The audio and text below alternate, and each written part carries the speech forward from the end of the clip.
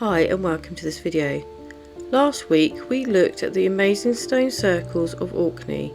If you haven't seen this video yet, I'll put a link in the description. This week we're visiting a site that is nestled on the windswept coast of the Orkney Islands in Scotland. There are a few Neolithic settlements on Orkney, but I'm just covering the ones I visited. One of which is the most remarkable and well preserved Neolithic settlements in Europe, Skara. The ancient village was discovered in 1850 and dates from around 3180 BC. Skara isn't the only Neolithic settlement in the area, but it does offer us an unparalleled glimpse into the daily lives of our Neolithic ancestors. Through its crafted stone structures, artefacts and evidence of sophisticated community living, Skara stands as a testament to the resilience of its inhabitants. The architecture of Skara is a striking example of the Neolithic craftsmanship and resourcefulness. The settlement consists of 8 clustered houses and primarily constructed from stone, which is interconnected by a network of low covered passageways. The design not only provided shelter from the harsh Orkney weather, but also fostered a sense of community and security among the inhabitants. Each house in Skara follows a similar layout. The interior layout of these houses reveals much about the daily lives of the people who lived there. The central hearth was the focal point of each home, used for cooking and heating. The presence of built-in furniture, including beds and dressers, indicate a level of comfort in the living arrangements. These features suggest that the inhabitants of Skara not only merely survival, but were thriving and well-organised and stable community. The artefacts uncovered at Skara provide a vivid picture of Neolithic daily life and culture.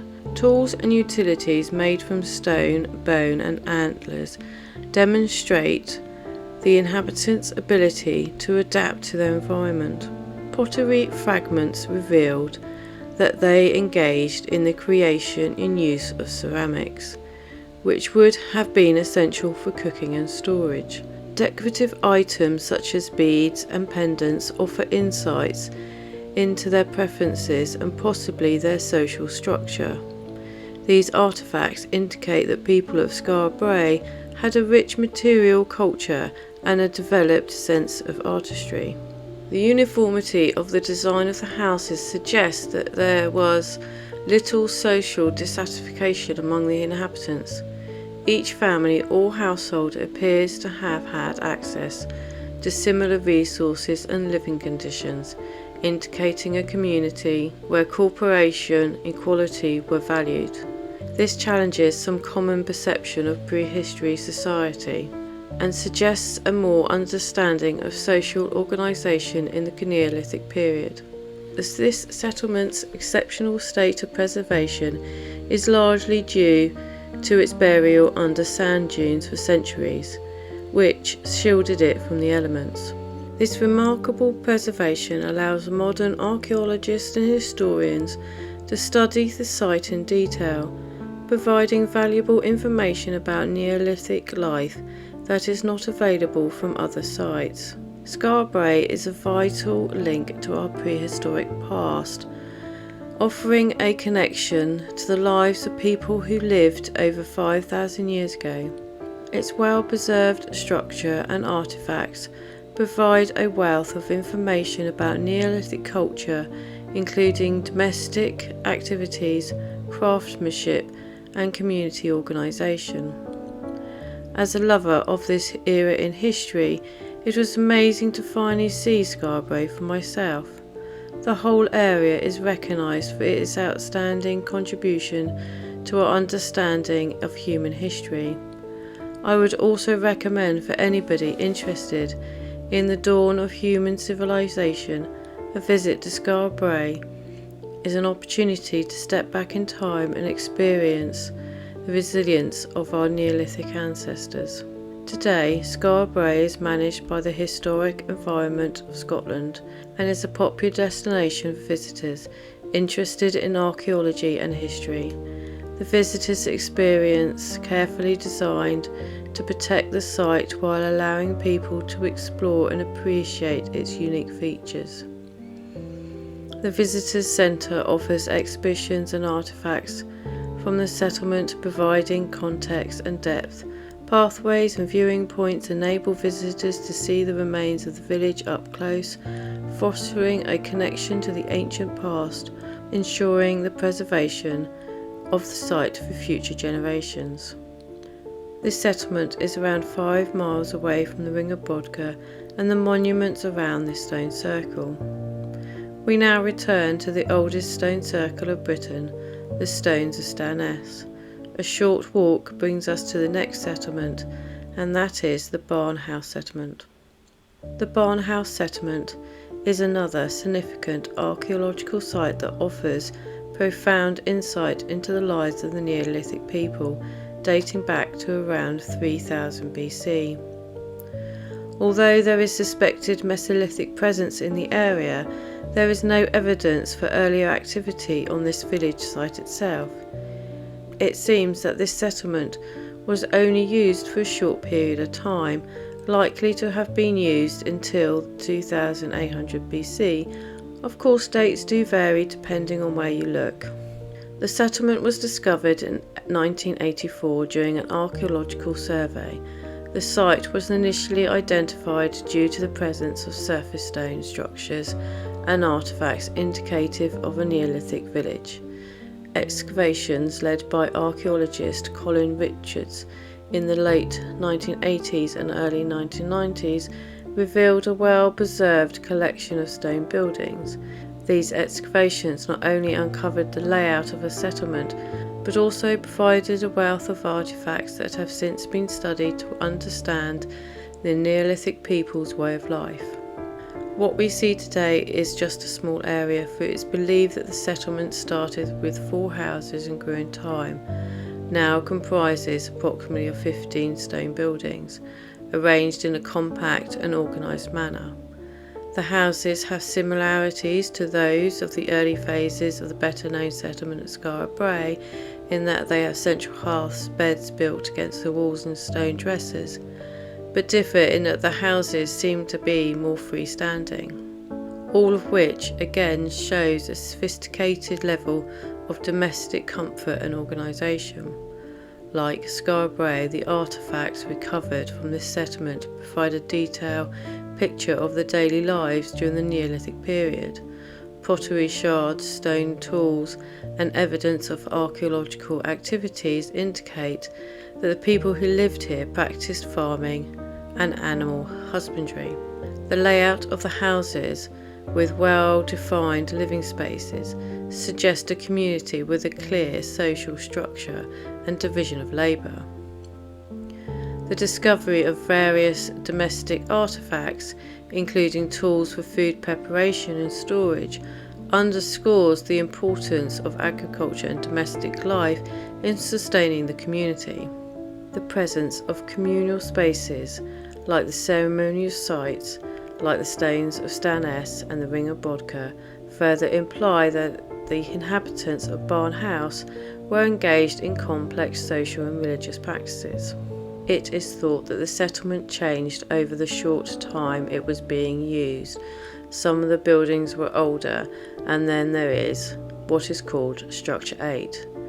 As our Neolithic ancestors stopped using the site for living in, for some reason they built a unique archaeological feature, likely served as a focal point for communal gatherings and ceremonial events. The building's design, which includes elements found in other ceremonial structures of the period, reinforces the idea that this settlement was important in the religious and social activities in Neolithic Orkney. The location of the Barnhouse settlement in relation to other Neolithic sites in Orkney highlights its potential role in the ceremonial and ritual activities of the period. The nearby standing stones of Ness and the ring of Brodgar are considered to be part of a broader ritual landscape that includes Barnhouse. The proximity suggests that the people who once lived here took part in the ceremony and rituals conducted at these stone circles. The next site we visit is called the Ness of Brodgar, dated from approximately 3300 to 2300 BC. Since its discovery in 2003, the Ness of Brodgar have been the focus of regular excavations, drawing archaeologists from all around the world. The ongoing nature of the excavations ensures that the Ness of Brodgar continues to provide fresh insights into the lives of our Neolithic ancestors. When I visited, you could not see the area as it was covered and protected and ready for the next excavation. I shall put a link to a video in the description below that shows the area. It is also worth keeping an eye on this channel if you're interested, as excavations are due to start on the 26th of June 2024 till sometime in August. This is possibly the last excavation that will happen here. I have also heard that it is likely that this amazing site, after this year's excavation, may be kept covered to protect it for future generations. The Ness of Brodgar sits on a causeway between the ring of Brodgar and the stones of Ness. The Ness of Brodgar is distinguished by its monumental structures, which offer a glimpse into the archaeological prowess of its builders. The site comprises several large stone buildings, constructed with an impressive degree of precision and skill. These structures are believed to have served as ceremonial or communal purposes rather than residential ones. The construction, involving carefully fitted stones, suggests a high level of craftsmanship and a deep understanding of building techniques. The scale and complexity of these buildings indicates that the Ness of Brodgar was a place of great importance, likely serving as a central hub for Neolithic communities in the region. There are the remains of a large stone wall that may have been about 100 metres long, 6 metres or more wide. It appears to traverse the entire peninsula where the site is located and may have been a symbolic barrier. So much has been found here and more than I can add to this video, so this is quite a brief mention. So if you want to know more, I will put some more links in the description below. The archaeological significance of the Ness of Brodgar cannot be overstated. It is considered one of the most important Neolithic sites in Europe due to its size, complexity and the quality of preservation. Excavation at this site have revealed a wealth of information about the social and ritual practices of Neolithic communities, contributing to our understanding of prehistory life. As we've explored some of the Neolithic settlement which mark a shift in human history from simple hunter-gatherer groups to complex communities, these early settlements laid the foundation for modern society. We've seen many innovations like farming, permanent housing and the domesticated of animals transformed daily lives and spurred the growth of culture, technology and social structures. These well-preserved settlements on Orkney offer us a glimpse into the Neolithic period. They provide a comprehensive understanding of the domestic, social and ceremonial aspects of Neolithic life. What we have here on Orkney is not only a testament to its ancient inhabitants, but also a key piece in the puzzle of prehistory human development. Through ongoing research and preservation, these Neolithic settlements continue to reveal complexities and achievements of Neolithic societies. These ancient communities remind us of our incredible journey from survival to civilization. By studying the Neolithic era, we gain insights into resilience, creativity, and the ability of our ancestors. So next time you marvel at modern cities or enjoy the convenience of contemporary life, remember that it all began thousands of years ago with the first seed planted and the first stone laid by Neolithic hands.